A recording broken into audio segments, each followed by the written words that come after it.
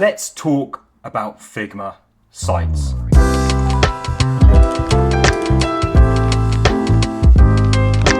I actually made a video over a year ago thinking that it would be a natural progression for Figma to add a publish button to their app to enable people to take their designs and publish them to the web.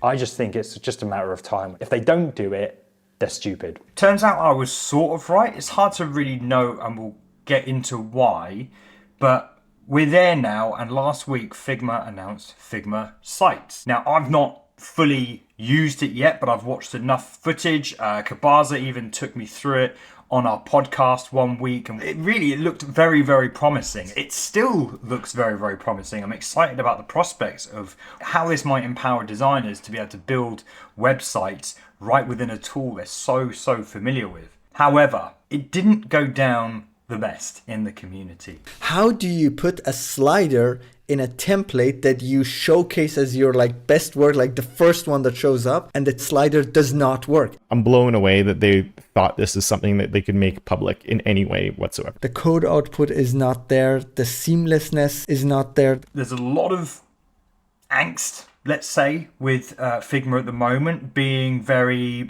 corporate, money hungry, sort of very Adobe-esque.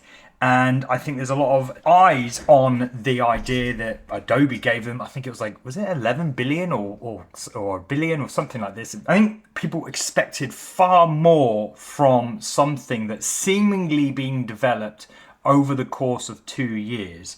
However, what came out of that, like the examples they gave, examples of the website were poorly built. The designs kind of jumped around a little bit. It looks like the menu is not the same component. There are alignment issues here.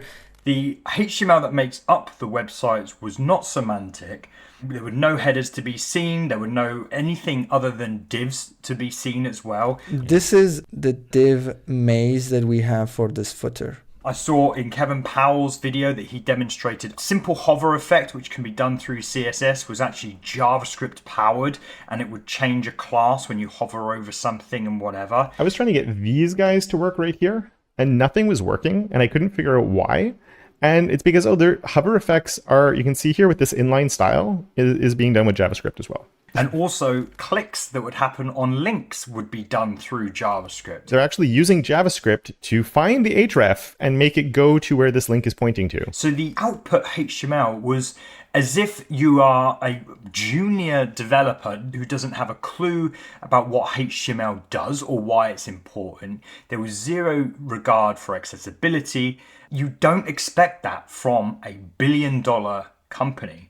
So I think that's where a lot of the frustration comes from, that we expect more from this tool. It felt very rushed. So when we talk about it was in development for over 2 years, even in the announcement, the product manager there said she's only been there since January, and this is a product manager. So either there was a lot of internal debate or there was something going on. The point is, it felt rushed. There are clues to suggest that it was rushed in an attempt to kind of get it out there sooner rather than later, because there is this kind of bum rush to get AI tools up and out there and look like you're actually innovating as part of this inevitable trend of AI. But I went to config, it was very quickly brushed over. I was pleased to hear that they've actually got an active sprint right now to address accessibility issues, which is great. I am optimistic of this tool. I think it's going to be very, very cool. I guess I just felt like they could have done a lot more with the resources they have. It's also missing a lot of key features such as CMS, which is again coming. I'm not sure of the timelines of that. So it's missing an awful lot in terms of what makes it a competitive tool. But there is this overall question, are Framer and Webflow dev? Personally, I don't think Webflow have got anything to worry about here.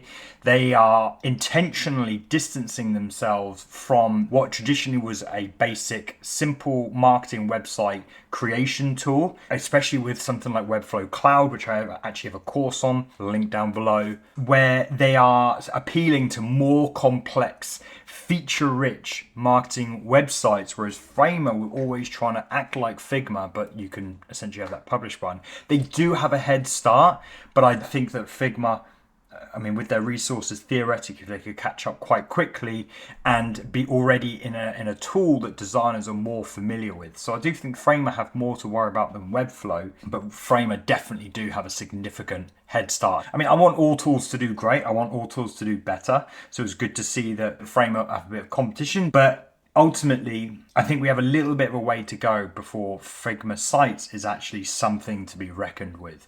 Again, hopeful, optimistic, but it's yet to be seen. So that's my lowdown. I want to know what you think. I'm still gathering my thoughts. But in the meantime, like, subscribe if you haven't already. Thank you so much to my Patreon members who are supporters of the show. And thank you so much for watching the end of this video. And I'll see you in the next one.